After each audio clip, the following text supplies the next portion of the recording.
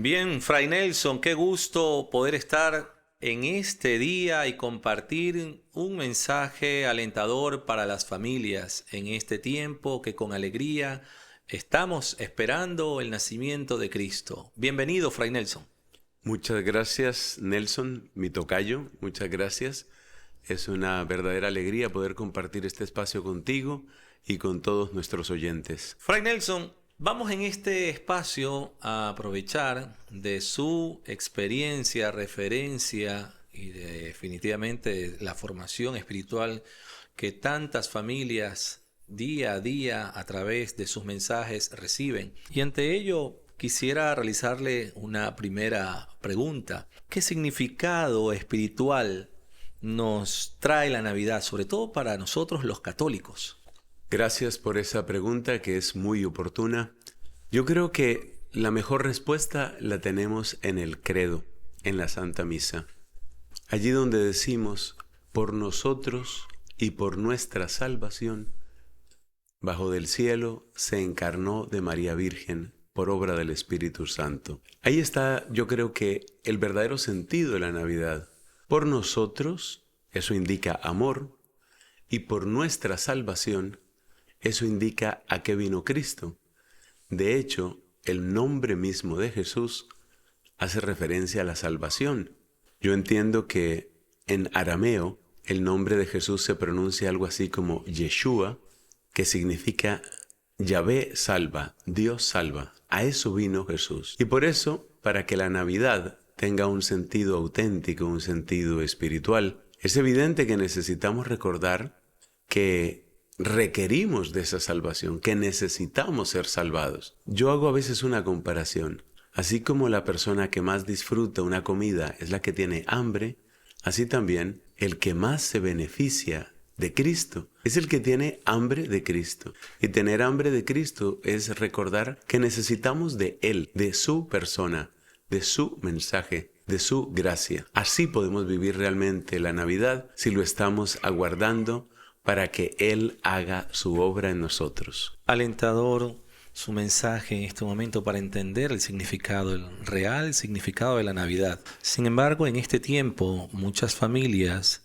se adentran a aquellos detalles que encierran la Navidad, es decir, se quedan sobre todo en los arreglos como tal. ¿Cómo introducir la fe realmente en esta celebración? Creo que nosotros, seres humanos, vivimos en el espacio y en el tiempo, y tal vez eso me puede servir para ofrecer una respuesta.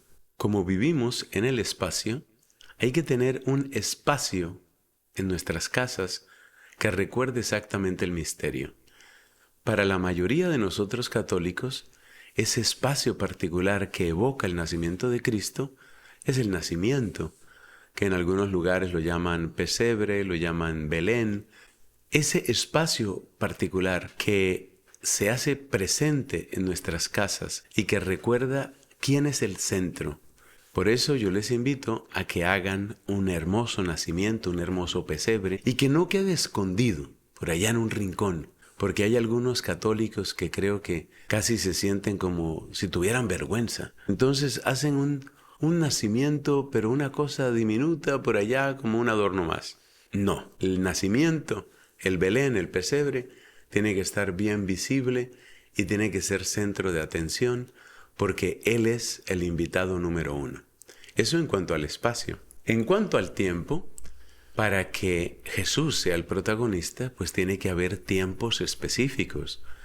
Hay distintas costumbres en los distintos países. Yo soy colombiano, en mi país se acostumbra mucho, por ejemplo, la novena de Navidad. Entiendo que también aquí en Ecuador hay muchos lugares donde cada vez se vive con más amor, con más intensidad, esa novena de Navidad. Pero que no vaya a suceder aquí ni en ninguna parte lo que ya está pasando en algunos sitios de mi país. Es decir, que sí se hace la novena con los cantos, con los villancicos, con las oraciones, pero toda la novena se despacha lo más rápido posible y después a comer, a beber, a bailar. Y entonces pierde su centro Cristo. Si nosotros le damos el tiempo que Él se merece, ese tiempo especial, ese tiempo que realmente sea de oración, si nosotros le damos ese tiempo a Él, un tiempo central, Y si le damos un lugar central a Él, estoy seguro que todo lo demás que se haga para Navidad, que no es malo, va a encontrar su sitio.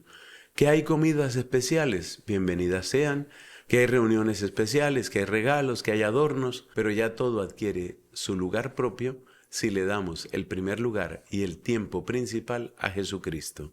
Claro, que sean elementos de atracción, ¿no? Para la reunión, pero definitivamente el centro es Cristo.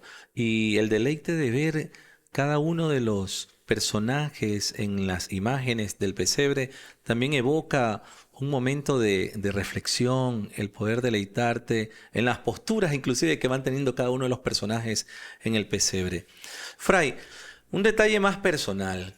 Coméntenos alguna anécdota que recuerde de Navidad, ahí en la intimidad de su familia, en su niñez, alguna cuestión que recuerde o algo que le haya llamado la atención en todo este tiempo.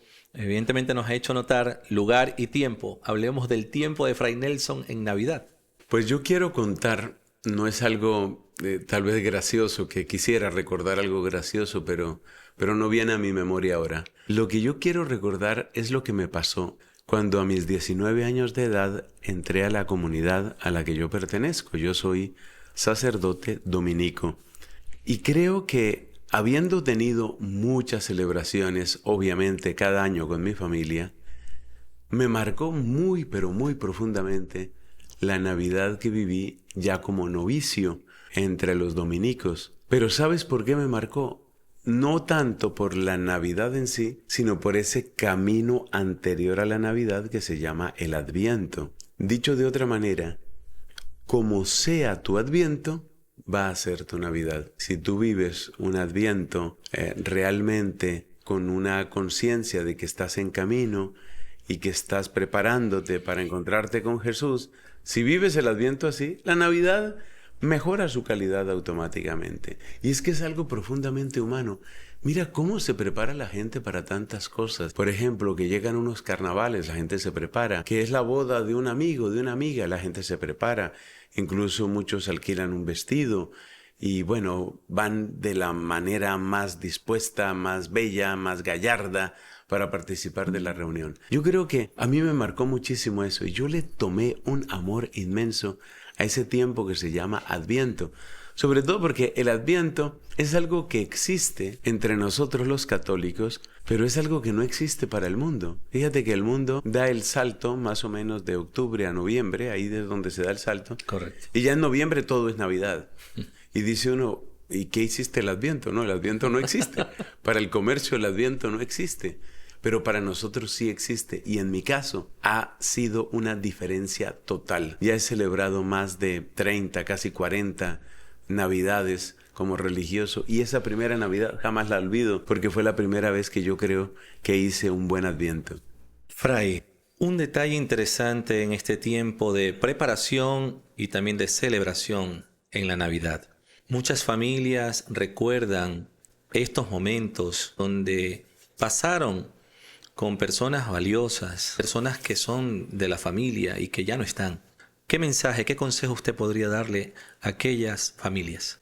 Es una pregunta que muchas personas no se atreven a hacer, porque hay una especie de estigma con aquello de sentirse triste cuando uno debería sentirse alegre. Pero creo que sí podemos ofrecer una respuesta. Yo empezaría por decir esto: valoremos lo que tenemos antes de perderlo. ¿Por qué lo digo? Porque como sacerdote, muchas veces, por supuesto es lo natural en la vida del sacerdote, he tenido que acompañar celebraciones de exequias. Y en esas celebraciones, uno ve que hay personas que tienen muchísimo, muchísimo dolor. Una vez un sacerdote amigo me hizo ver algo, y es que muchas veces las personas que manifiestan más dolor y que están incluso muy alteradas en sus nervios, son personas que no dieron a tiempo ese amor o esa gratitud o ese perdón.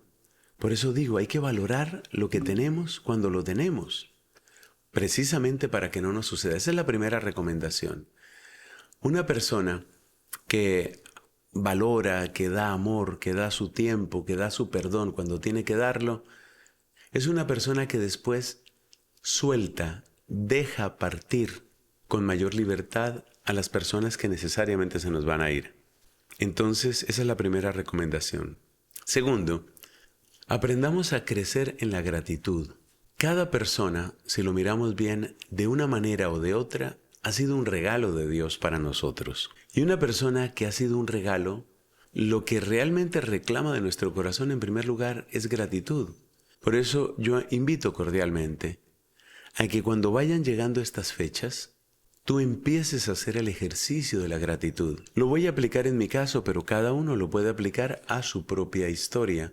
En mi caso, pues hace unos 3 años que perdí a mi papá, lo perdí para esta tierra, espero haberlo ganado para el cielo.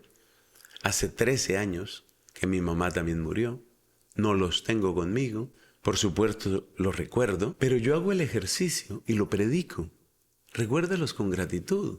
Entonces, ya en unos pocos días, pues vendrá la Navidad y yo hago el ejercicio de la gratitud. Gracias por ese papá que me diste, Señor.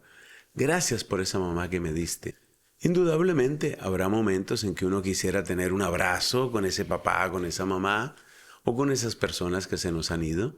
Uno quisiera tener ese abrazo, pero al mismo tiempo, pues uno se da cuenta que hay tanto por agradecer. Así que mi primera recomendación es, mientras los tienes, valóralos. Segunda recomendación, la gratitud. Y una tercera recomendación. Me llama la atención que en la primera carta a los Corintios, el apóstol San Pablo se refiere a la muerte y dice, no queremos que ustedes vivan como viven los paganos, sin esperanza. Y eso vale mucho para nosotros. Es decir, yo que tengo fe en Cristo vivo, yo no puedo vivir mi duelo, mi partida, mi separación de hace pocos años o de hace muchos años. Yo no la puedo vivir como si yo fuera un pagano. Nosotros tenemos el beneficio de algo maravilloso que se llama la comunión de los santos. Y es muy importante vivir en oración, vivir en espíritu de oración, el recuerdo de nuestros hermanos queridos, de nuestros padres o hijos. Hay personas que han perdido sus hijos. También hay otras personas que sufren por otros motivos, porque el hogar está en mala condición o porque hay una enfermedad o algo parecido. Pero fíjate que aún en ese caso se puede aplicar la gratitud y se puede aplicar la oración. Entonces, vivamos este tiempo, vivámoslo en espíritu de oración. La oración es tan fuerte que es capaz de vencer las fronteras de la muerte. Nosotros, al recordar, por ejemplo, a los seres queridos, podemos hacer una oración por ellos y pedirle a Dios, Señor, te pido que bendigas, te pido que mires con misericordia a ese hermano, a esa prima, a ese cuñado, a ese vecino, a ese papá, a esa mamá que murió. Te pido que lo mires con misericordia. Tal vez una oración incluso, dale, Señor, el descanso eterno. Eso es solidaridad, eso es amor. En resumen, esas 3 recomendaciones. Primero, valorar lo que tenemos. Segundo, agradecer por lo que hemos tenido.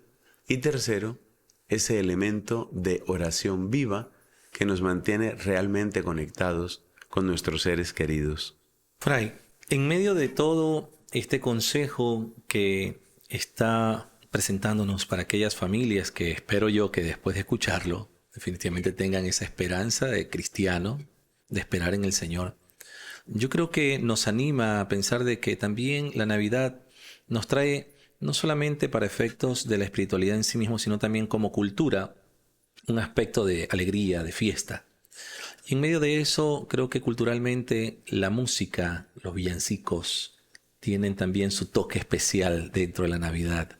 ¿Qué mensaje puede usted evocar en este momento al respecto de ese acompañamiento por medio de la música, por medio de lo que culturalmente como que le va dando ese color, ese toque especial a la Navidad, ¿no? Un villancico que justifique y represente el nacimiento de Cristo? En lo personal, solo puedo dar una respuesta personal. Creo que los villancicos que más me gustan son los que hablan de estos humildes personajes, los pastorcitos, porque me conmueve mucho pensar que Cristo nuestro Señor quiso manifestarse en primer lugar a gente que era tan olvidada, que era tan despreciada, que estaba como tan marginada en aquel tiempo. Ese contraste entre la grandeza de Dios y la humildad del pesebre, la santidad de Cristo y su cercanía con esta gente tan humilde, a mí personalmente eso me trae como un baño de alegría, me da como el rostro mismo de Cristo, como decir, ese es el estilo de mi Señor, esa es la manera como Él obra, esa es, digamos, esa es su firma personal. Son los villancicos que más me gustan y hay muchos que tienen esa característica y que mencionan a los pastorcitos y son indudablemente los que más me llegan al corazón. Pastores venid, pastores llegad, adorar al niño que ha nacido ya. Claro, hermosos villancicos. Y para hacer la curva final, Fray, muy deleitados realmente de su compañía, de sus palabras. Gracias. Quisiera en este momento pues presentar solamente dos preguntas más al respecto de lo que estamos compartiendo, que es el sentido de la Navidad en este tiempo. Fray, ¿la Navidad puede despertar conversión en las personas? ¿Cómo poder llevar este mensaje de un niño que nace cuando se mezcla culturalmente el felices fiestas, ya no el feliz Navidad? Definitivamente yo pido que no caigamos en la trampa cultural de estar diciendo felices fiestas. Para mí esa es una trampa cultural, es como disminuir, ocultar como si fuera algo vergonzoso, lo que en realidad es un motivo de profunda alegría. Pero creo que eso hace más relevante la pregunta sobre la conversión. Y yo creo que la Navidad sí puede ayudar a la conversión de dos maneras. Una llamémosla menor y otra llamémosla mayor. La manera menor, como la Navidad ayuda, está bien sintetizada en una frase que la he oído en varios lugares. Se la he oído básicamente a psicólogos que dicen, quítate los guantes, como una invitación a decirle a la persona, desármate un poco, desarma tus palabras, desarma tus actitudes, bájate tal vez de esa rabia, de esa frustración, de esa actitud agria que tienes. Y yo creo que la Navidad llega a crear una especie de atmósfera que es muy buena, porque es una atmósfera que desarma el corazón. Algunos hablan un poco de manera abstracta del espíritu navideño, lo ponemos así como entre comillas.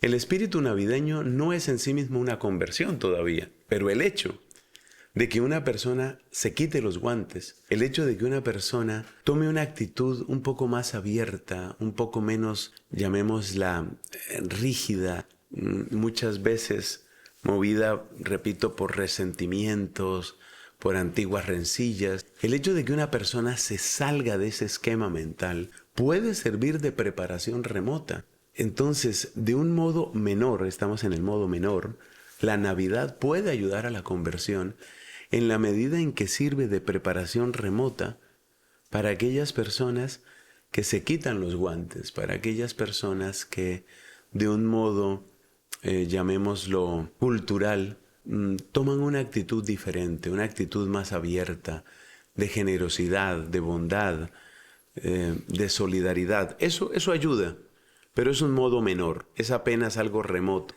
Donde la Navidad puede hacer una auténtica maravilla es en aquella persona que se acerque a la palabra de Dios. Y aquí tenemos que decir con tristeza que sucede muy poco. La verdad es que sucede muy poco. Como he tenido ocasión de vivir en Europa, sobre todo en la época de mis estudios de doctorado, tengo que decir que he visto más esto en Europa que acá.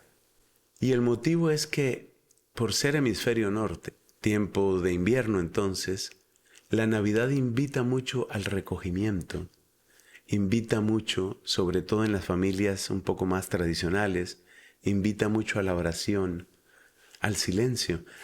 A mí me llamó mucho la atención eso, en mi tiempo en Europa, ver que para muchos de nosotros la Navidad se vive con mucho ruido, y en medio de tanto ruido, poco espacio queda para la palabra de Dios. En cambio, en algunos lugares de Europa, la Navidad invita al recogimiento, a la contemplación. No son raros los conciertos de Navidad que indudablemente tienen una carga de meditación, una carga de amor, una carga de ternura, y suceden conversiones. O sea que esos videos que solemos ver de presentaciones de niños cantores en temas de Navidad y conciertos, y la gente muy apacible, muy tranquila, y de hecho pues la música despertando conciencia o profundidad, es un hecho ya.